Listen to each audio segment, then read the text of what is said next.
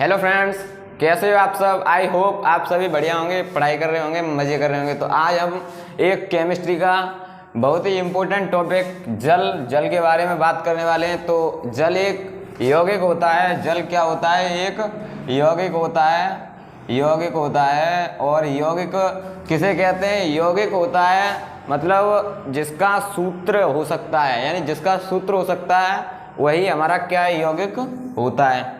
तो इसी पर आज हम बात करेंगे। जल टॉपिक, इससे बहुत इंपॉर्टेंट क्वेश्चन बनते रहते हैं एग्जाम की दृष्टि से। तो जल हमारा जो होता है वो अकार्बनिक यौगिक होता है। अकार्बनिक यौगिक होता है जिस यौगिक में कार्बन नहीं हो, यानी जिस यौगिक में कार्बन होगी वो कार्बनिक यौगिक हुआ, और जिसमें कार्बन नहीं होगी वो अकार्बनिक यौगिक होगा। तो हमारा जो H2O है ना, उसमें हमारा कार्बन नहीं है, इसलिए हमारा H2O है वो कैसा है? एक अकार्बनिक यौगिक है। तो एग्जाम में पूछ सकता है जल कैसा यौगिक है, तो जल एक अकार्बनिक यौगिक है। तो और इसकी कोणीय संरचना क्या होती है? ये एक जल जो होता है ये कोणीय संरचना दर्शाता है, यानी 104 डिग्री 25 मिनट इसकी कोणीय संरचना एग्जाम में पूछ सकता है। और जल जो होता है वो हमारा रंगहीन, गंधहीन एंड स्वादहीन। जल जो हम होता है, हम H2O जो हम पीते हैं उसका कोई ना तो स्वाद होता है, ना कोई गंध होती है उसमें, और ना कोई रंग होता है। तो इसका घनत्व तो 4 डिग्री सेल्सियस पर मैक्सिमम होता है। कैसा होता है? 4 डिग्री सेल्सियस पर मैक्सिमम। और अब हम बात करते हैं कि जल जो होता है वो कितने प्रकार का होता है। जल जो होता है हमारा 4 प्रकार का होता है, जैसे आसुत जल, मृदु जल, कठोर जल और भारी जल। अब इसमें से हमारा जो कठोर जल होता है वो 2 प्रकार की होती है, मतलब कठोरता। इसमें एक स्थायी कठोरता एंड एक अस्थायी कठोरता। तो अब चलिए जल के प्रकार के बारे में हम समझते हैं, जिसमें से नंबर 1 पढ़ते हैं हम आसुत जल, यानी डिस्टिल्ड वाटर। तो अब हम पढ़ेंगे क्या? आसुत जल। आसुत जल जो हमारा होता है वो आसुत जल होता है H2O। क्या होता है? आसुत जल H2O।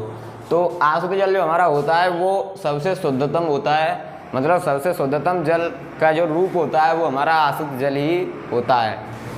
आसुत जल जो हमारा होता है वो सबसे शुद्धतम होता है। कैसा होता है? आसुत जल हमारा सबसे शुद्धतम होता है। और जो आसुत जल 0 ppm होता है, यानी 0 ppm का मतलब होता है, ppm की फुल फॉर्म जो होती है वो होती है पार्ट्स पर मिलियन। जैसे हमारे H2O के हमने लिए 1 मिलियन कण, तो उसमें हमने अगर किसी अन्य यौगिक, केमिस्ट्री का कोई अन्य यौगिक हमने मिला दिया, जैसे और बहुत सारे होते हैं, chlorine, fluorine, neon, sodium, magnesium आदि, हम इसमें से यदि कोई भी अगर इसमें मिला दें तो हमारा वो क्या हो जाता है? ppm। तो अब हम आसुत जल को प्राप्त कैसे करेंगे? तो आसुत जल को प्राप्त करने की विधि होती है एक आसवन विधि। क्या होती है? जल यानी आसुत जल को प्राप्त करने की विधि होती है आसवन विधि। आसवन विधि जो होती है वो होती है ये एक चित्र है ना, जो ये आसवन विधि का ही है। तो आसवन विधि में सबसे पहले हमको एक भट्टी लेनी है, यानी बर्नर लेना है, और उस बर्नर में हमको आग जला देनी है, और ऊपर उस पर एक कोई बीकर टाइप का बर्तन रख देना है। तो उस बर्तन में हमको थोड़ा अशुद्ध जल ले लेना है, और अशुद्ध जल में हमको मतलब 100 डिग्री सेल्सियस पर गर्म करना है। कितने पर? 100 डिग्री सेल्सियस पर। तो 100 डिग्री सेल्सियस जो हमारा होता है वो शुद्ध जल का क्वथनांक होता है। ये बहुत इंपॉर्टेंट पॉइंट है। जो हमारा जल का क्वथनांक होता है शुद्ध जल का, वो 100 डिग्री सेल्सियस होता है। और शुद्ध जल का जो pH मान होता है, शुद्ध जल का pH मान वो होता है 7। शुद्ध जल का pH मान कितना होता है? 7 होता है। और अब हमने इसमें बर्नर से आग जलाई और इस पानी को हमने 100 डिग्री सेल्सियस पर गर्म किया, तो ये हमारा वाष्प बन करके ऊपर को इसमें होकर के जाने लगा। तो जैसे ये यहाँ से यहाँ पर जाएगा, तो यहाँ पर हमने एक कंडेंसर लगा दिया है, जिससे हम कहते हैं संघनन। संघनन की क्रिया मतलब यहाँ से वाष्प बन के गया, तो यहाँ पर बिल्कुल ये संघनन हमको ठंडा करके इस वाष्प को और इसे एक बर्तन में डाल देगा। जो हमारा आशुद्ध जल होगा। अब ये कंडेंसर जो हमारा होता है, जो सबसे देसी कंडेंसर होता है, आपने देखा होगा पटाखे वाले पर कि वो कट्टे पर एक लाल कपड़ा बांध के और उस पर पानी मार देता है, यानी भिगा देता है उस कपड़े को, तो वो हमारा संघनन का कार्य करता है। इसलिए वो पटाखे का पानी जो होता है वो हमको हरा दिखता है। तो अब ये आशुद्ध जल की आसवन विधि और समझ में आ गई। इसको हम सबसे शुद्धतम जल कहते हैं जो इसमें प्राप्त हुआ यहाँ से। अब इसमें हमारा जो रह गया वो यहाँ पर रह गया D2O, यानी भारी जल रह गया होगा इसमें। तो एक बात और, यहाँ पर जो हमारा H2O का जो अणुभार हमारा होता है वो होता है कितना, 18। H2O का अणुभार हमारा 18 होता है और जो D2O का अणुभार होता है वो हमारा 20 हो जाता है। तो इसकी बात हम आगे करेंगे, भारी जल के पॉइंट पर आएंगे तब। तो अब इसके हम उपयोग देखते हैं, इसका उपयोग कहाँ कहाँ होता है। तो इसका उपयोग होता है बैटरी में। तो आपने दुकान से एक बोतल टाइप देखी होगी, उसमें बोतल में एक जल की तरह भरा रहता है। आप लोग उसे समझते हैं कि इसमें H2SO4 भरा है, उसमें H2SO4 नहीं होता है, उसमें आशुद्ध जल ही होता है। तो उसमें क्या होता है, उसमें हमारा H2O होता है, बिल्कुल शुद्ध H2O होता है। तो उसे हम पी भी सकते हैं और नहीं भी पी सकते हैं, यानी कोई खास असर नहीं पड़ेगा। आप लोग उससे ऐसे डरते हैं जैसे इसमें H2SO4 पड़ा है, यानी H2SO4 जो होता है वो बैटरी में हमारा पहले से पड़ा हुआ होता है। तो अब ये बात समझ में आई। तो बैटरी में जो हमारा दुकान से हम ले जाते हैं बोतल में वो होता है यानी आशुद्ध जल। और घाव धोने में भी आशुद्ध जल का उपयोग होता है। जैसे डॉक्टर के पास कोई एक्सीडेंट हो गया, कोई मरीज जा रहा है, तो वहाँ पर वो जल्दी जल्दी और आशुद्ध जल से और वो घाव धो देता है, यानी उसको मतलब घाव धोने में भी आशुद्ध जल का प्रयोग करता है। किसका प्रयोग करता है, H2O आशुद्ध जल का। अब जो होता है डॉक्टर के पास इंजेक्शन, जो सूखा इंजेक्शन होता है उसमें भी वो एक सूखा इंजेक्शन होता है, उसमें साथ एक पानी की डिब्बी होती है। तो पानी की डिब्बी होती है ना, उसमें वो क्या H2O होता है, यानी शुद्ध जल आशुद्ध जल होता है उसमें।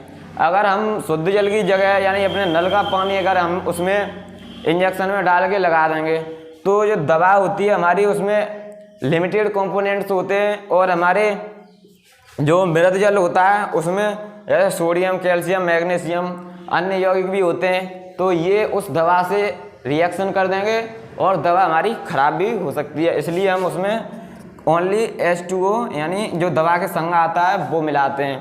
तो अब जो हमारा वर्षा का जल होता है, तो वर्षा जल यानी ये संग्रहण जो यहाँ पर यानी आसवन विधि जो यहाँ पर हो रही है वही तो हमारी समुद्र में हो रही है। समुद्र में जो आसवन विधि हो रही है, जैसे ऊपर से सूर्य का प्रकाश पड़ा तो समुद्र में भाप बनी, पानी गर्म हुआ, भाप बन के जो हमारा पानी ऊपर गया वही तो यहाँ होता था। यहाँ पानी गर्म हो रहा है और भाप बन के ऊपर जा रहा है, और जो हमारा ऊपर होती है वो संघनन की क्रिया होती है, यानी वहाँ पर जा करके वो भाप पानी में बदल जाती है और पानी में बदल करके ठंडी होकर के वो हमारी नीचे यानी बारिश के माध्यम से, बूंदों के माध्यम से पृथ्वी पर आती है।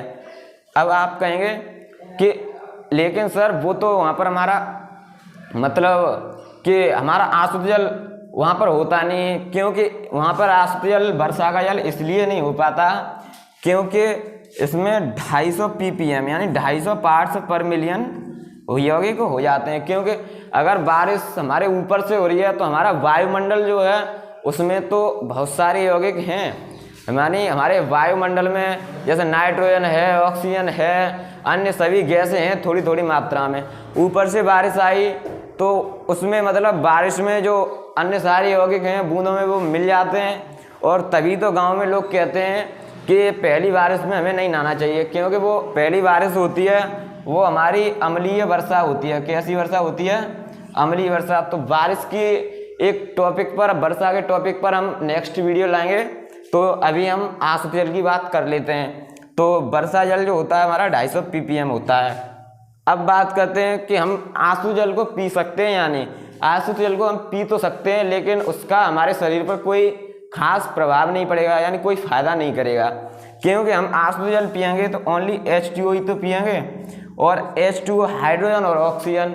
अगर ये पीते रहेंगे तो हमारे शरीर पर यानी प्यास बुझती रहेगी ओनली, और कोई खास डिफेक्ट नहीं पड़ेगा। तो अब जो हमारा शुद्ध जल, अशुद्ध जल जो वर्षा के जल से ज़्यादा शुद्ध होता है, क्योंकि वर्षा के जल में 250 ppm होते हैं और अशुद्ध जल में जो हमारे होते हैं वो 0 ppm होते हैं। अब मृद जल जो होता है हमारा पीने योग्य होता है, इसमें 150 ppm होते हैं। और अगर हम ये H2O है, इसमें हम अपने लायक उपयोगी चीज़ें जैसे सोडियम, कैल्शियम, मैग्नीशियम आदि मिला देते हैं, तो ये हमारा क्या बन जाता है, मृद जल। जैसे ये हमारे पास एक मृद जल है, इसमें हमारे नल से निकला हुआ पानी, और जो हमारा मृद जल होता है वो साबुन से अच्छे से झाग देता है। तो अब हम नेक्स्ट टॉपिक समझते हैं, वो होता है हमारा क्या, कठोर जल। तो अब इसके बाद हमारा आता है, वो आता है यानी कठोर जल। कठोर जल, अब कठोर जल की बात हम अब इससे नेक्स्ट पार्ट में कर लेंगे, यानी पार्ट 2 में कर लेंगे। ये हमारा जल का हो गया पार्ट 1, और अब नेक्स्ट जो होगा हमारा हो जाएगा पार्ट 2। पार्ट 2 में हम कठोर जल एंड भारी जल, ये 2 जल कवर कर लेंगे। तो आज के लिए इतना ही। जय हिंद।